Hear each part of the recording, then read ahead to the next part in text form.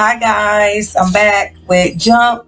Um, I'll be reading chapter 1. Ain't no lesson like a bought lesson. Ain't no lesson like a bought lesson. Be optimistic when going through adversity. Adversity is necessary to identify your dream. There are lessons in failure. There's no such thing as complete failure. If you accept that life is a series of ups and downs, you will get through the downs. During adversity is not the time to lick your wounds. Failures make you who you are. My mother taught my father, who had a third grade education, how to read and write. He worked for a construction company. Often my brothers and I helped my father at his construction site. But working all day with my hands, doing back-breaking labor, sometimes outside in the hot sun or the freezing cold, wasn't for me. When I was not working or going to school, I would hang out with my boys, Ricardo, Manny, Butch, L, Lil John, Gil, and Biggie Wiggy. We'd gone to the same schools, Parkwood Grade School, then Glenville High. When Ricardo said they were going to Kent State, I decided that I'd go too, and I applied. When I told my mother that I wanted to go to the college, she said, "Baby, you're going to be something." Her vote of confidence meant everything to me. It was a big deal for me to be accepted to Kent State. I was the first person in my family to go to college. Attending Kent was cool. I had never lived away from home, and being around a group of people who didn't look like me exposed me to new things. I had a lot of great experiences and learned that the world was bigger than 112th Street in Cleveland. One day I was home for a visit. My mother called me into the kitchen and sat me down at the table. She read a letter to me from my school. I had flunked out of Kent State University. It took me completely by surprise. I was on academic probation, but I didn't think they were going to put me out just like that. My routine was to drop a class if I was not performing well to avoid failing. It turned out that in doing so, I had not accumulated enough credits. I sat there with my mother crying. I'm telling you this story because if you don't know already, you'll soon learn that life can be a 4-letter word. You could be cursing along. Sorry, guys. You could be cruising along one day with everything going well, and then the next day you lose your job. You find out that you have a serious health problem. You get evicted, or you unexpectedly lose a loved one. It's just a part of life. There's no way you're going to make it out of this world without spending some time down in the valley or in a dark place. But this isn't the time to give up. This is the time to understand that God is trying to lead you to your purpose and to your gift. Use adversity to your advantage. Don't let it stop you. Instead, allow it to take you to the next level. Allow it to teach you the things you need to know to take you to the next level. My father always said, ain't no lesson like a bought lesson. I was 19 and had failed big time and flunking out. A lot of my peers at school wrote me off. One guy said, "Man, you don't know how to finish nothing." And some others made it clear that they thought I wouldn't amount to much. It was tough to be hit with a failure like that so early in adulthood. If I had not been careful, it would have defined the rest of my life. The thing about me, though, is that I immediately tried to find the one glimmer of light in the darkness. No matter what happens to me, there has got to be a glimmer of light. I may not see it right away, but I am very optimistic. I interpreted my situation as I failed at college. There must be a reason. What can I learn from this? What can I gain from this? I don't know any successful people who haven't failed. They probably wouldn't be who they are or where they are without those failures. Failures make you who you are. They show you what you can overcome. They help you believe in yourself. During adversity is not the time to sit there and lick your wounds. Don't give up on your dream. Accept that life is a series of ups and downs and that you will overcome the obstacles. When successful people are going through adversity, they quickly put it in their rearview mirror and reframe the story. Let's consider a resignation. Behind the scenes, two business partners don't see eye to eye on how to run their operations. The infighting is tearing the company apart. One person decides to leave. Here's how he may choose to frame it. I have spent 20 wonderful years working with Bob, who has a great business mind. I have learned a great deal from working for this impressive organization and from Bob's astute business practice. However, I have decided to move on to a new company and bring along all of my invaluable years of experience. Leave adversity in the past by putting it in your rear view mirror. Reframe your story by looking at the positives. Don't complain that Bob did you wrong. Instead, concentrate on all that you've learned at the company and the ways you are going to use that knowledge to move forward. The windshield on your car is big. The rearview mirror is small. There is a reason for that. Because you can't drive your car forward looking in the rearview mirror. You will crash. Use your windshield for your big dreams, for the vision of your life moving forward. When I felt Kent State, I did my best not to let the failure stop me from moving toward my future. I still believe that I had many options. I had a roof over my head and my parents were there for me. I jumped and got a job at the Ford Motor Company. I started out making $13.50 an hour, and with overtime, I made up to as much as $27 an hour. It was 1977, and that was decent money. Ford gave me the opportunity to get a car and help my parents with some bills. So, hold up, partner. I went from being a college student a minute ago, making zero, to an auto worker making good money.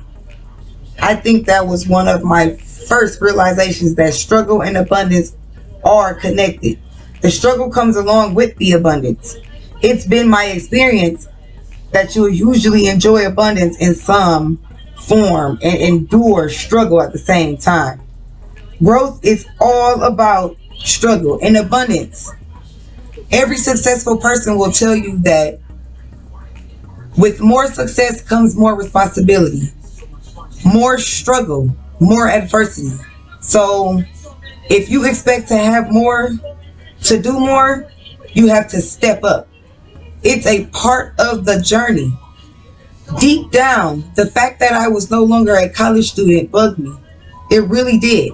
But I kept focusing only on the bright side. I was working, and I had some money. Working was positive and something that I could build on. I regularly visited my friends at Kent State on the weekends. I gave my buddies loans, money for gas, books, groceries, whatever they needed. I also took them out to eat. My visits became a ray of light for them. I took my miserable situation and found a glimmer of light. We were still hanging out, but the difference was that they were able to have fun on the weekends and still do well in school. I watched them progress in their lives. They had their futures mapped out, and I was sitting on the sidelines. I wondered why I wasn't different, why I had flunked out. It wasn't like we weren't all on the same level intellectually. We'd all been accepted to the school. We'd all been up to the same shenanigans on the weekends. This question troubled me for a while until it dawned on me that my heart simply hadn't been in it. I was clear that I hadn't thought it through. An advertising degree wouldn't have gotten me any closer to my dream of being on television than any job that just supported me would. Going to college wasn't my dream. When I understood this, it became easier for me to put my failure in my rearview mirror and stop focusing on it. 2 years later, my friends were graduating from college. Although I had put the failure behind me, I was still somewhat embarrassed and hurt that I didn't finish my own degree. Even worse, Ford had started laying off workers and shutting down plants. My friends were graduating and I was getting laid off. At that point in my life, I didn't choose to jump. Rather, I was pushed off the cliff without warning. The bright side had turned dark again. I had to try to figure out what to do. When those lights went out at Ford, it would have been really easy for me to let my mind go to a negative place. What kept me moving forward was the thought, what's next? After I got laid off from Ford, I was willing to try something. I signed up to sell Amway. Somebody said you can be a diamond distributor. I did that. I sold Dick Gregory's Bahamian Diet. I signed up to sell Shackley's products, A.L. Williams Insurance. I sold that too. If you told me that I could make some money, I went for it. I jumped. I did not care. I was throwing my butt off that cliff in a heartbeat. If I had no idea how to sell soap, it didn't matter. Over and over and over, I repeatedly jumped. It was like jumping into an abyss. I had no idea of the outcome. I jumped merely based on the hope that I could make it. Although I didn't know it at the time, I was open to what God had in store for me. Working at Ford had put some much needed money in my pocket, but I knew that it wasn't tied to my gift. It was far from what God put me on the planet to do. That moment in the valley was necessary for me to get about the business of owning my life. It brings to mind a story somebody told me. A young man went to the hospital to visit his grandmother. She was very ill. When he arrived at the hospital, he could clearly see that she wasn't going to make it. He started to cry. His grandmother said, "Baby, I'm getting ready to leave this world. Grandma, ain't nothing wrong with you. We're going to be all right." "No, baby, I'm not going to be leaving this hospital. It's time for me to go," she told him. He cried and held on to his grandmother a little while longer. Before he left, she asked, "Do you know your great-grandfather's name?" He said no. "You know why?" she asked. He shook his head. She said, "Because he didn't leave you nothing. Before you leave this earth, I want you to live your life so that your children's grandchildren will know your name." This story had a profound impact on my life. I know that God wanted me to hear those words. Her words gave me purpose. Ever since I heard them, my goal in life is to live in such a way that my children's grandchildren will know my name. Her words made me recognize that I have to always dream big and to keep moving forward if I am going to live a life in which I will leave a legacy not only to my children but also to my grandchildren. As long as God continues to wake up in the morning, as long as God continues to wake you up in the morning, it can't be over. It's never over. Now, if you're waking up next to the wrong person, you can't feel like it's over. When you're down in the valley, it's time to explore and investigate the possibilities. In every dark moment, you have an opportunity to travel down the hallway of life until you find the right door for you. Even when you get a door slammed in your face, it just means it's time to turn another doorknob. and maybe another and another. So I put one foot in front of the other and I took a leap of faith. I jumped to the next thing. When I got laid off at Ford, thousands of people also lost their jobs at the same time. It showed me that losing my job wasn't about me or my character. It wasn't personal. It was about the economy. If I hadn't lost the job at Ford, I might still be there today and never would have found out what my true gift was or how much more I could accomplish. Along your journey, when one door closes, there's always another door you can open. In fact, some of these doors will be slammed in your face by other people, and it's perfectly normal to want to hit them in the face with the same door. Yes, do it. Just kidding. Every door isn't for you. You can waste a lot of time wedging your feet in door jams or kicking in doors that aren't meant for you. The doors that God opens for you are not difficult doors to walk through.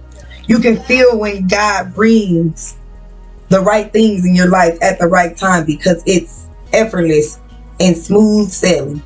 And suddenly everybody seems to be encouraging you to pursue the exact same thing God called you to do. Have the courage to walk through the door He has opened, especially for you. Do something that pushes you out of your comfort zone. Be willing to jump even when you don't know where you'll land. Your life is precious. Your life is a precious gift that is available for a limited time only. At some point, you are going to have to choose to stop living your life in fear and get out on that cliff and step off in faith. Only then will you ever be able to soar. When you are facing adversity, you can't waste time asking God, why me? Don't let one door slamming in your face keep you from moving on to the next one. Don't let one loss stop you from believing that more is possible for you.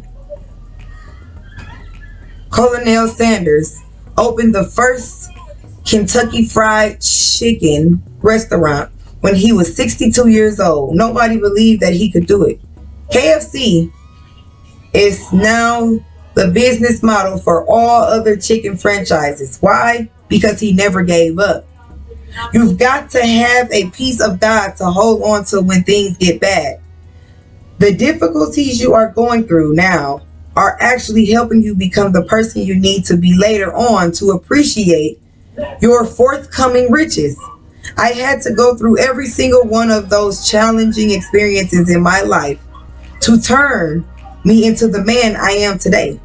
If I hadn't flunked out of Kent State, I might not be where I am today. Graduating with a degree in advertising may not have put me on the road that led to the blessings I have today.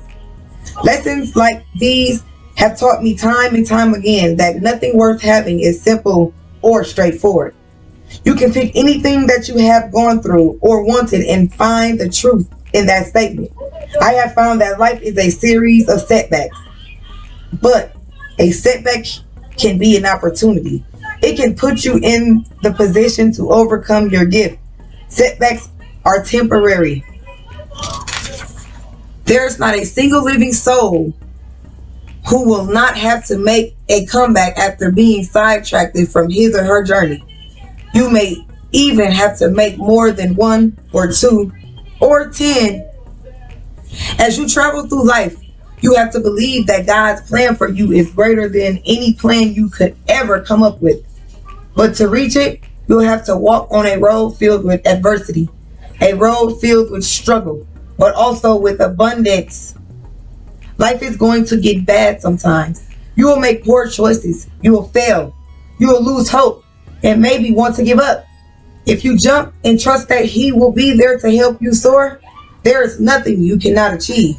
Believe me, I know how hard it can be to keep your hope alive. I know that it can sometimes be hard to get out of the bed to go to a job you don't love, one that doesn't challenge you or even help you pay all your monthly bills. I know what it feels like to be in a relationship or a marriage that isn't right for you, that doesn't sustain you the way you need it to. But you can afford to stay where you are living day to day without hope or faith. I recommend that you get up and do something that brings you one step closer to being in a better situation.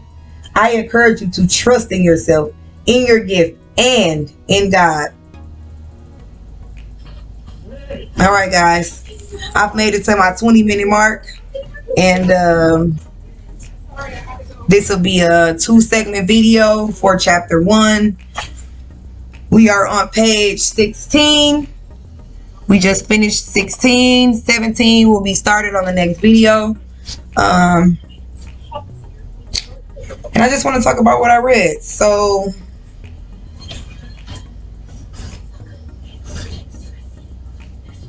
from what I'm hearing is everybody goes through hard times. Everybody goes through hard times. It's not anyone picking on you, you know? It's just something that you have to go through to make you stronger for what you have to do in the future, for the big half of the little half. So don't pay too much attention to the little half.